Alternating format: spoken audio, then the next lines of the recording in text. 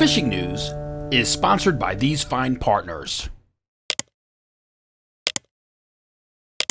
It's what they call shooting fish in a barrel, a big barrel, here at ICAST. I'm Jim Hutchinson, New Jersey, Delaware Bay edition of the Fisherman magazine. As I said last week, I would be down here in Orlando for the big tackle show, hanging out with the largemouth. But what I did say last week is pretty much while the cat's away, the mice will play. And that's what I'm finding out. How about a marlin in the surf?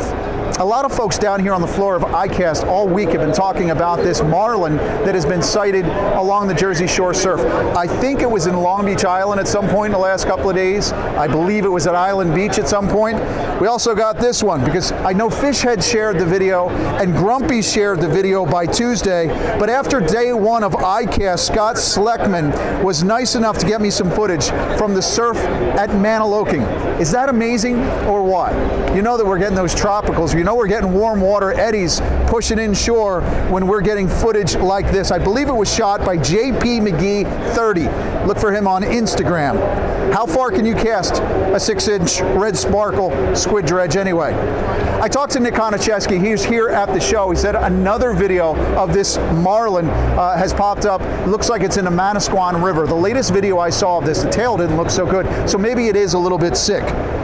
Perhaps some red salmon gulp back there on the Manasquan River will get you something besides a doormat and a big marlin. It is a good sign, though, no matter what's happening with that marlin, that we have those tropicals in the neighborhood. Now, I'm thinking Spanish mackerel and bonita in the surf, which is one of my favorite things to do, to lighten up the tackle, lighter braid, 15 to 20 pound, some fluorocarbon leader, but throw some of those small, slender jigs and the epoxy jigs. If you're looking for Spanish and bonita in the summer surf, look for 1 or 2 turns flying along, hovering, maybe diving every once in a while. You might not see fish busting. Maybe you want to do some blind casting, but I'll tell you, a couple of those turns will give you a good indication where some of those Spanish mackerel and bonita might be. Now, Mike Cataline and his son Dom, they were on the beach in Ocean County earlier this week. Maybe it was over the weekend, but they had fluke to 4 pounds, and that's been the thing. It's been fluke in the Jersey Shore surf. Cape May, Atlantic, Ocean, Monmouth County, that's been the way to go. But Mike and Dom also had a 41-inch houndfish. A nice little catch there. Catch and release, but it's something interesting. Now, the surfside fluking, as I said, has greatly improved in the last couple of weeks. And I'll be gone. I'll be here through Friday. So if you're getting this video on Thursday or Friday, get out there Thursday, Friday. You'll probably find gangbusters action.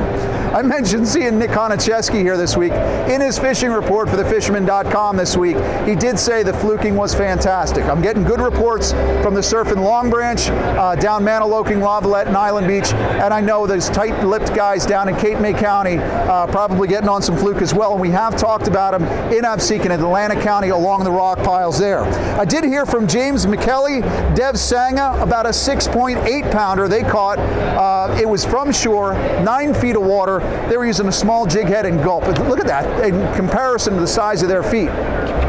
So there are some good fish in close if you're fishing from those docks or bulkheads. Of course, boat fluking is the way to go, really. And here's one of the biggest fish we've had all season long. Steve Canalupo with a 13-pound doormat. We set the bar at 10 pounds before you can call it a doormat. At 10 pounds, it's a doormat. 13 pounds up on Raritan Bay last week. Good sign. I did check with the folks, or I checked with Steve's friends. I don't think Steve's a subscriber, so that is not going to be a dreamboat fish that I know of. Dennis Portland and his father-in-law, Tony Russo, they also had a 6.8 pounder up there in the northern country on a 2.5-ounce Berkeley chartreuse bucktail blue fusion gulp while fishing aboard the Prowler. And what I believe is the first official doormat of the 2021 season aboard the Big Mohawk was registered this week as well. I know those guys that are heading out of Shark River working some of that sticky stuff, think the rattlesnake and those reef grounds. And of course, if you're heading down into Central and South Jersey, I would advise you out of Barnegat to try some of that gravestone that has been deposited at Barnegat Light Reef, but you're also going to find some good action at Wildwood, Cape May, perhaps the old grounds as well. And of course, all those reef sites off of Delaware, good places to get some of those flounder out there as well. Our fluking congrats this week down in South Jersey, Cape May County, Captain Matt Gillis aboard It's a Trap.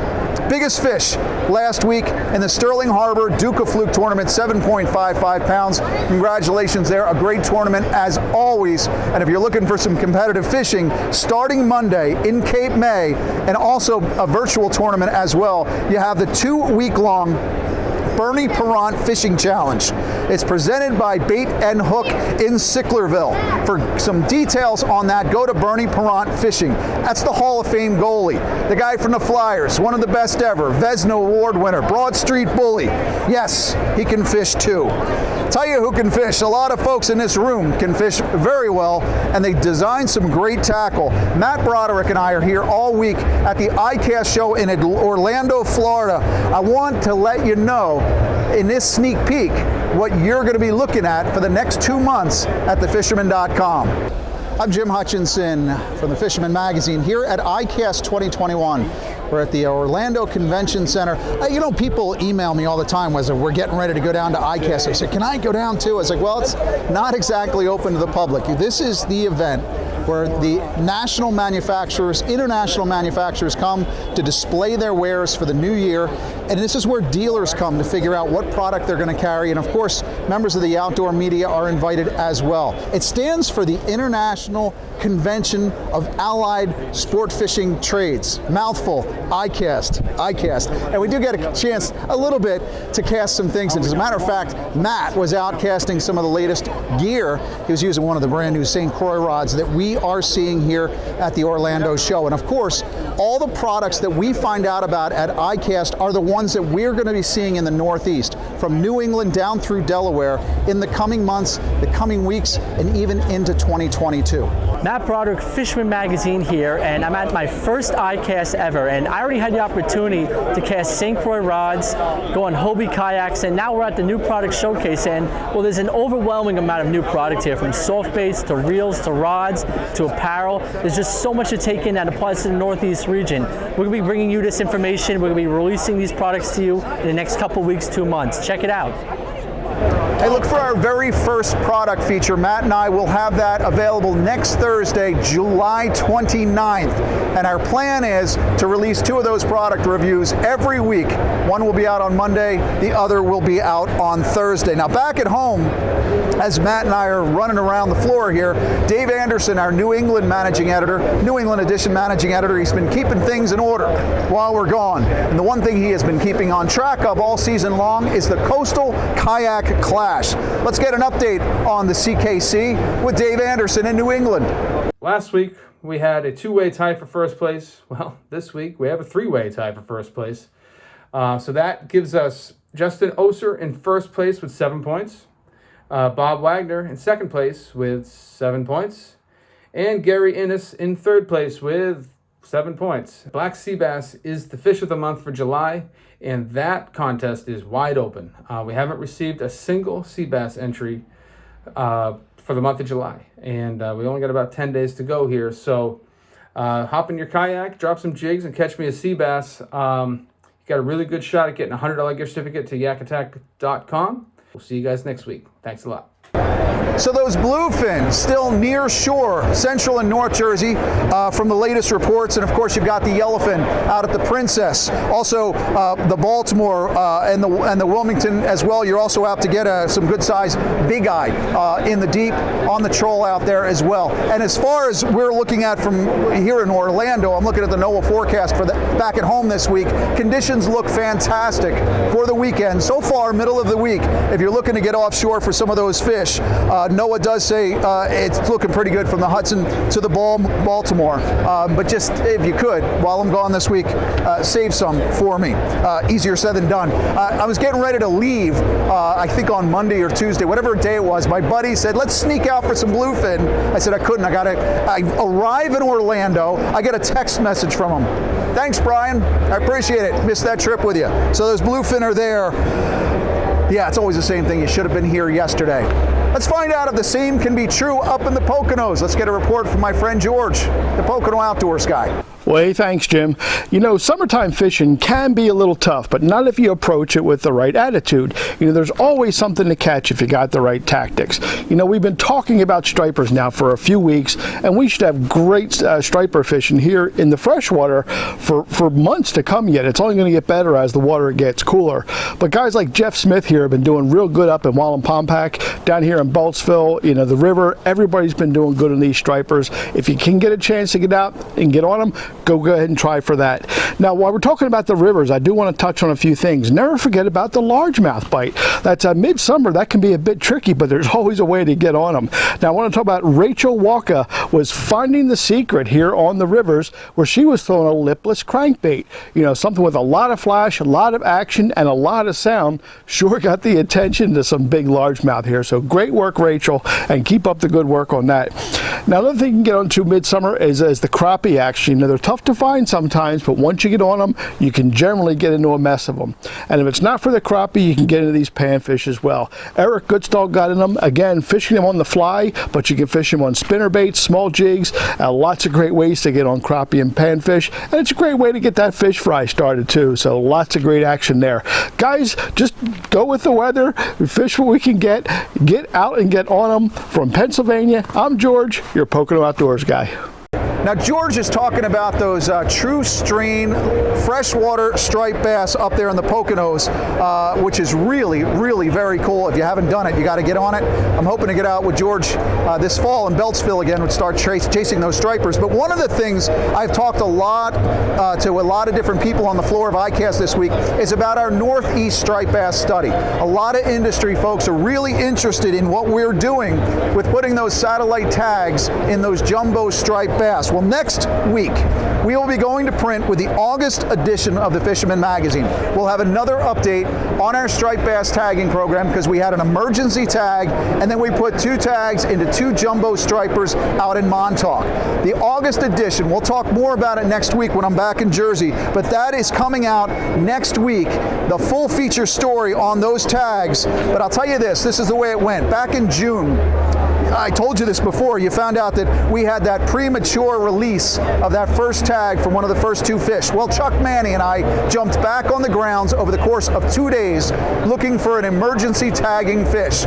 We call this one Hail Mary. That's the one. Hail Mary, because that's Hail Mary full of grace is what we were speaking the second day out. We got that 44-inch fish. I'm going to leave you with this. Check this one out. Mike Caruso from the Fisherman magazine has another exclusive video next week, but I got to run around because we're tracking down more projects or more products. Matt and I are going to leave you with a Northeast striped bass study video of the emergency fish Hail Mary full of grace. Catch them up. We'll see you again next week back in Jersey at thefisherman.com. The best laid plans. You know, we deployed 2 tags on May 24th. We actually deployed over 50, I think, maybe 100 green spaghetti streamer tags for gray fish tags on May 24th. But we also had those 2 mini PSAT devices to put into 2 qualified candidates. As of the second week in June, we still have 1 tag out there that we don't know about, but 1 actually became disengaged from the fish prematurely, washed up along the beach of Staten Island right behind me. So with only 1 tagged fish swimming out there someplace, we said we gotta get another tag and we gotta get it done. Second week in June, joined Chuck Manny, Dave Glassberg, and Sean D, because we headed out early in the week, but we had 1 candidate, 38 inches, and only had 1 eye, invaded by bluefish. So a lot of these big stripers are starting to move to the north and to the east at this point. So we had 1 opportunity, 1 last chance. Plan A was to go back to the Shrewsbury Rocks with live eels on the planers. It's a very unique way that Chuck has been known to fish for years, and he catches big fish up and down the coast. So we put the planers, the live eels, out at Shrewsbury Rocks. But we went through so many eels with the bluefish, we had to get away from there. Plan B was go along the south shore of Long Island. So we did the planers and eels and drifted not far from Rockaway Reef and just inside of the Atlantic Beach Reef. Plan B didn't operate either. With a tight window and the tide slacked, what we did is we came in and we chunked some bunker inside of Raritan Bay, which is right on the border of New York, New Jersey waters. We had a couple of fish up against the rocks on live eel, and lo and behold, We got that one fish, 44 inches. Who caught that fish? Lee Wakefield. We had the Wakefield boys on board today. So Chuck Manning and crew aboard Tie Man got it done. Lee Wakefield brothers, Seth and Joel, and we did it. So we've got our 2 tags out there. One of them is going to be about 2 weeks later than the other one, so we should get a good indication. But the Northeast Striped Bass study is going. The Fisherman Magazine, our crew at Tie Man, all of our sponsors, we can't thank you enough. We're going to see if we can catch another couple of fish right now because we're feeling good with a 44-inch striper swimming out there with a Wildlife Computers mini PSAT device. The tagging goes on. There it is. Yeah, baby! Yeah! Steigercraft boats, built by people who fish our waters. Serious anglers choose Steigercraft for their 40 years of boat building experience right here in the Northeast and Mid-Atlantic. Visit steigercraft.com for a dealer near you.